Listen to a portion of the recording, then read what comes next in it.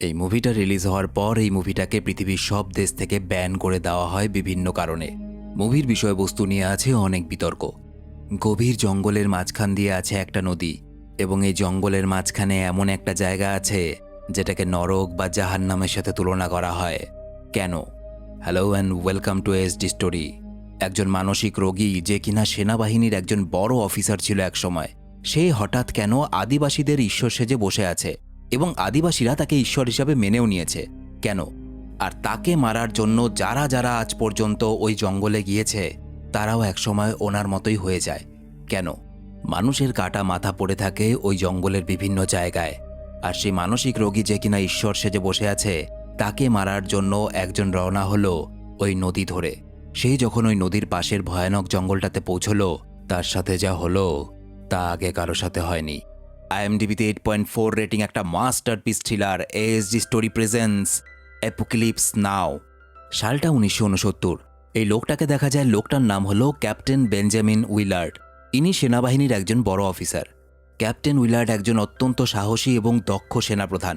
ওনাকে ডেকে পাঠানো হয়েছে একটা ভয়ঙ্কর কাজ করার জন্য। সেটা কি?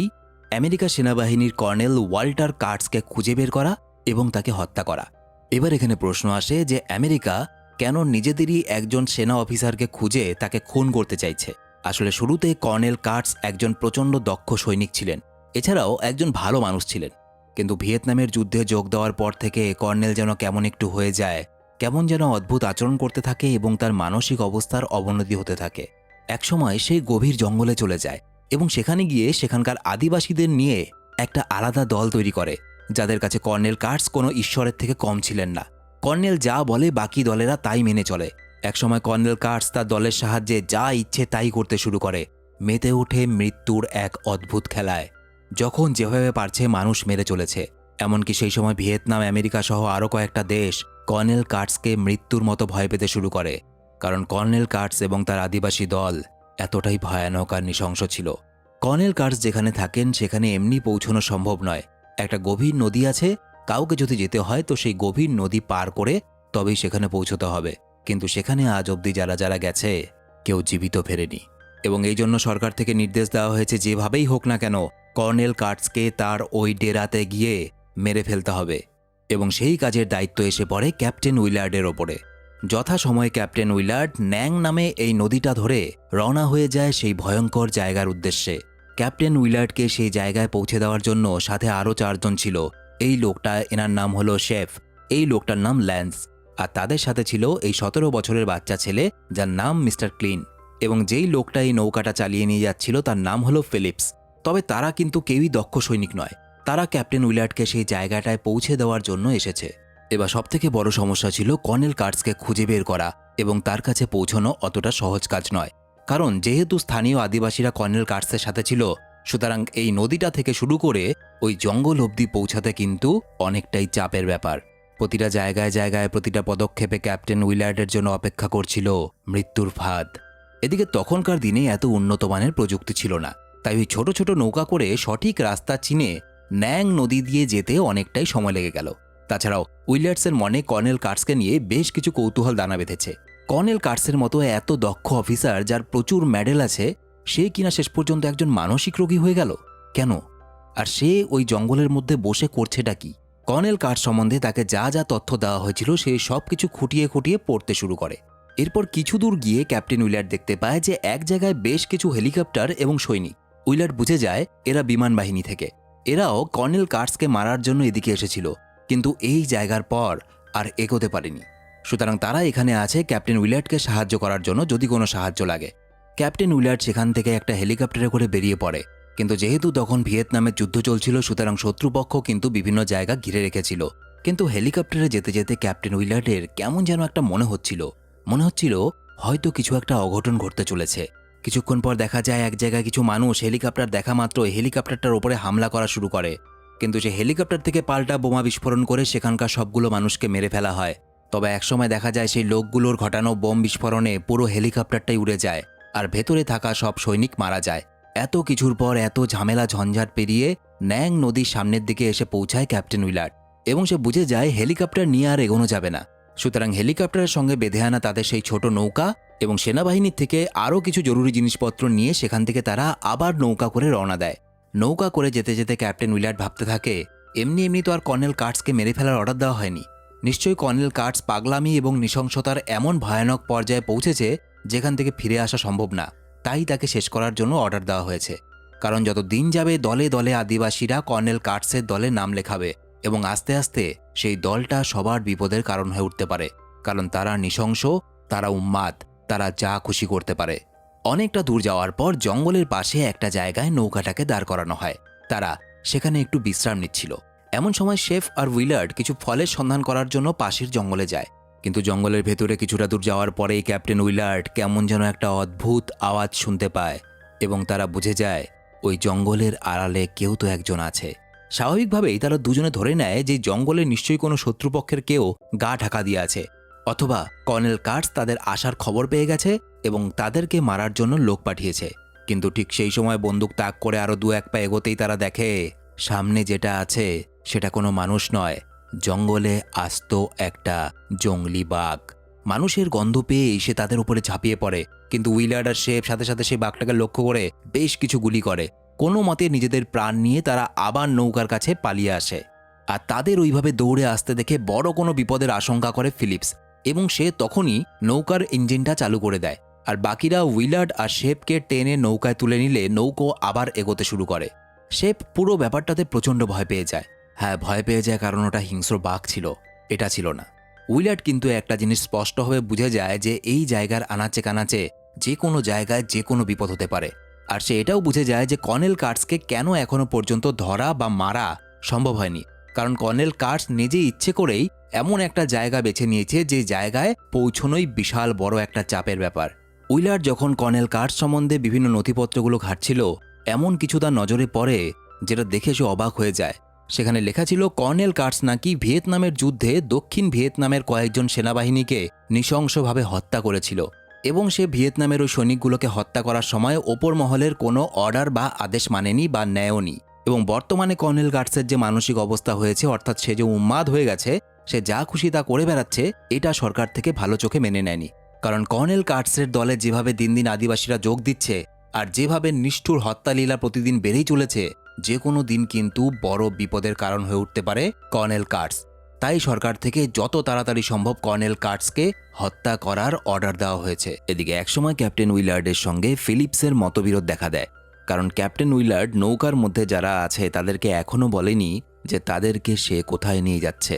একসময় নৌকা চালাতে চালাতে তারা একটু দূরে ন্যাং নদীর ওই পারে আমেরিকার সেনাবাহিনীর শেষ পোস্টে এসে পৌঁছায়। এরপর থেকে আর সেনাবাহিনী আগে যেতে পারেনি। ক্যাপ্টেন উইলার্ড দেখে যে সেখানে কত সৈনিক বাড়ি ফেরার জন্য পাগল হয়ে আছে। তারা যখনই নৌকা দেখছে তখনই সাহায্যের জন্য অনুরোধ করছে। আসলে এই জায়গায় এসে কোনো সৈনিক যদি একবার ফেঁসে যায়, সহজে ফিরে যাওয়ার পথ খুঁজে পাওয়া খুব কঠিন। তাই নতুন কোনো নৌকো বা হেলিকপ্টার এই এলাকায় এলে তারা এটাই ভাবে তাদেরকে হয়তো বাড়ি ফিরিয়ে নিয়ে যাওয়ার জন্য এসেছে। এবং এখান থেকে বোঝা যায় যে এই সৈন্যগুলোর এখানে থাকতে থাকতে মানসিকভাবে তারা ভেঙে পড়েছে। যুদ্ধ শুধুমাত্র প্রাণই কাড়ে না, কেড়ে নেয় জীবনের কিছু মূল্যবান সময়। উইলার্ডের নৌকায় থাকা ল্যান্স নামে এই মানুষটাও আস্তে আস্তে মানসিক অবস্থার অবনতি হতে থাকে, কেমন যেন ব্যবহার করতে থাকে এবং এক ধরনের মাদকে নেশা করতে শুরু করে। তবে সেই জায়গাটা খুবই বিপজ্জনক, কারণ চারিদিকে বোমা বিস্ফোরণ চলছে, গুলি চলছে। কারণ আগেই বলেছি ভিয়েতনামের যুদ্ধ চলছিল তখন। একদিকে ভিয়েতনামের যুদ্ধ, অন্যদিকে কর্নেল কার্টসের আতঙ্ক, সব মিলেমিশে সেনাবাহিনীর মধ্যে যেন মনোবল একদম ভেঙে গেছে।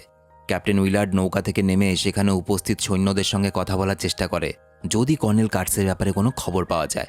কারণ কর্নেল কার্টস ঠিক কোন জায়গায় লুকিয়ে আছে সেটা কেউ জানে না, কিন্তু সেখানকার সৈন্যরাও তাকে কোনো সাহায্য করতে পারে না।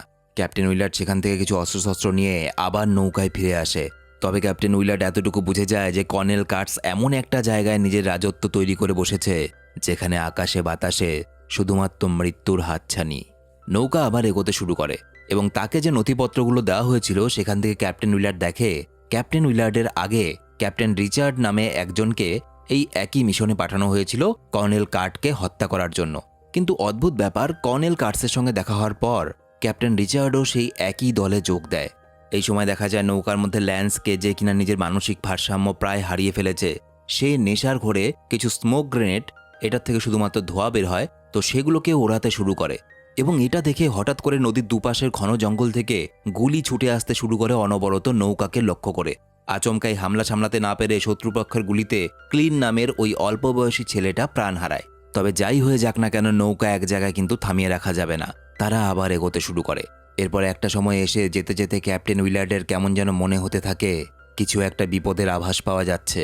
তারা হয়তো কার্টসের এলাকায় ঢুকে পড়েছে। জলজন্ত মানুষটাকে সে এখনো দেখতে পায়নি, তবু উইলার্ড কেমন যেন তার উপস্থিতি অনুভব করতে পারছিল। এক জায়গায় নদীর পাশের এলাকায় থাকা কিছু লোক তাদের ওপরে আবারও হামলা করে এবং তাদের ছোড়া একটা বর্ষা এসে ফিলিপসের পিঠে লেগে এফোর ওফোর হয়ে যায়। সে নৌকার ওপর লুটিয়ে পড়ে এবং এই সময় ক্যাপ্টেন উইলার্ড তার কাছে যখন যায়, ফিলিপস ভাবে আমি একা মরব না, আমি উইলার্ডকে নিয়ে মরব, কারণ ওর জন্যই আমাদের এই অবস্থা। সেই উইলার্ডকেও চেপে ধরে যাতে বর্ষাটা তারও শরীর ভেদ করে বেরিয়ে যায়, কিন্তু উইলার্ড নিজেকে বাঁচানোর জন্য ফিলিপসের মুখ টিপে ধরে এবং ফিলিপস দম বন্ধ হয়ে মারা যায়। ফিলিপসের মৃত্যুর পর নৌকা চালানোর দায়িত্ব এসে পড়ে শেফের ওপর, কারণ ল্যান্স এখন সবসময় প্রায় মাদকের নেশা করে থাকে এবং সে প্রায় উন্মাদ হয়ে গেছে। আর এখন যেহেতু তারা কর্নেল কার্টসের এলাকায় ঢুকেই পড়েছে, তাই উইলার্ড এবার তার গোপন মিশনের ব্যাপারে শেফকে খুলে বলে যে কেন সে এই এলাকায় এসেছে।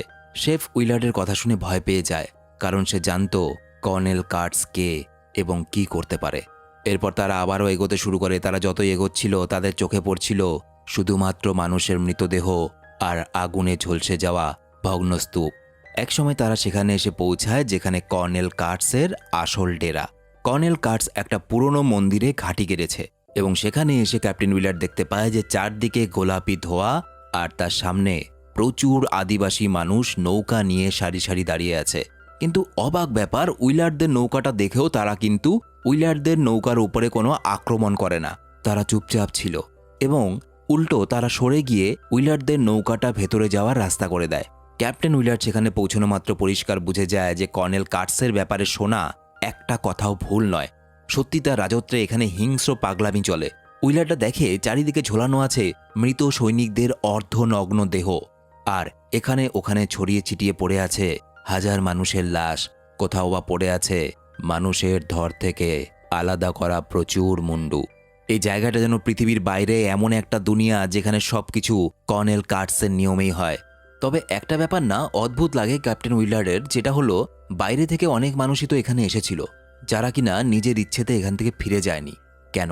এই জায়গাটা যখন এতই খারাপ, তারা ফিরে যায়নি কেন? একসময় ক্যাপ্টেন উইলার্ডের ক্যাপ্টেন রিচার্ডের সঙ্গেও দেখা হয় সেখানে। এই রিচার্ড ক্যাপ্টেন উইলার্ডের আগে এখানে কার্টসকেই মারতে এসেছিল। দেখা যায় ক্যাপ্টেন রিচার্ডকে কেমন যেন অদ্ভুত লাগছিল। কোনো কারোর সঙ্গে সে কোনো কথা বলে না, শুধু চুপচাপ চেয়ে চেয়ে দেখতে থাকে। ক্যাপ্টেন উইলার্ড এবং ল্যান্সকে ভেতরে নিয়ে যাওয়া হয় কার্টসের সঙ্গে দেখা করার জন্য, আর শেফকে নৌকাতেই থাকতে বলা হয়, কারণ যাতে কোনো বিপদের আশঙ্কা যদি দেখে সে যাতে নৌকা নিয়ে এখান থেকে পালানোর চেষ্টা করতে পারে। আরেকটা অবাক ব্যাপার হলো কর্নেল কার্টস যদি চাইতো সে ইচ্ছে করলেই ক্যাপ্টেন উইলার্ডদের মেরে ফেলতে পারত, তাহলে কেন তাদেরকে জীবিত রাখা হয়েছে? এরপর দেখা যায় ল্যান্সকে নিয়ে ভেতরে যাওয়ার কিছুক্ষণের মধ্যেই ক্যাপ্টেন উইলার্ডকে কার্টসের লোকেরা উল্টো করে তার সারা শরীরে কাদা মাখিয়ে তাকে নিয়ে গিয়ে কার্টসের সামনে হাজির করে এবং দেখা যায় কর্নেল কার্টসকে, যাকে এখানকার আদিবাসীরা ঈশ্বরের সঙ্গে তুলনা করে বা ঈশ্বর হিসাবে মানে। কর্নেল কার্টসের কথা শুনে বোঝা যায় সে উইলার্ডের আসার খবর আগেই পেয়েছে। সে এটাও জানে যে ক্যাপ্টেন উইলার্ডকে এখানে পাঠানো হয়েছে কার্টসকে হত্যা করার জন্য। কিন্তু ক্যাপ্টেন উইলার্ড এতদিন ধরে ন্যাং নদীর মতো একটা ভয়ঙ্কর নদী পেরিয়ে এত কিছু বাধা বিপত্তি অতিক্রম করে এত অবধি এসে পৌঁছেছে, তাও আবার মানসিকভাবে না ভেঙে পড়ে। এটাই হয়তো সেই কারণ যে কারণে কর্নেল কার্টস এখনো পর্যন্ত ক্যাপ্টেন উইলার্ডকে মারেনি। তবে উইলার্ডের সঙ্গে কিছু কথা বলার পর তাকে এরকম বাঁশ দিয়ে তৈরি একটা সরু কাঠামোর মধ্যে ঢুকিয়ে বন্দি করে রাখা হয়। এইভাবে বেশ কিছুদিন কেটে যায়। একদিন এক বর্ষার রাতে কর্নেল কার্টস এসে শেফের ধর থেকে আলাদা করা মুন্ডুটা বন্দি উইলার্ডের কোলের ওপরে রেখে চলে যায়। উইলার্ড এটা দেখে প্রচণ্ড আঁতকে ওঠে এবং চিৎকার করতে থাকে। আসলে ক্যাপ্টেন উইলার্ড আর ল্যান্স ফিরে আসছে না দেখে শেফ হেডকোয়ার্টারে খবর দেওয়ার চেষ্টা করছিল। আর যেহেতু এটা হলো কর্নেল কার্টসের এলাকা, তাই এখানে একটা গাছের পাতা নড়লেও সে ঠিক খবর পেয়ে যাবে।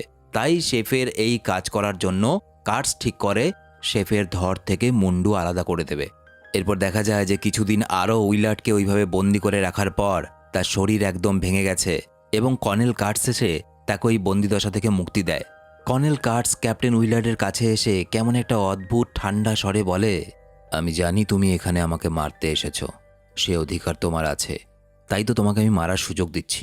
মারো আমাকে, কিন্তু এখানে এসে এতদিন ধরে তুমি যা দেখেছ তার ওপরে ভিত্তি করে তুমি আমাকে বোঝার চেষ্টা করো না, বুঝতে পারবে না। জানো তো, অনেক দিন আগে আমি একজন সৈনিক ছিলাম।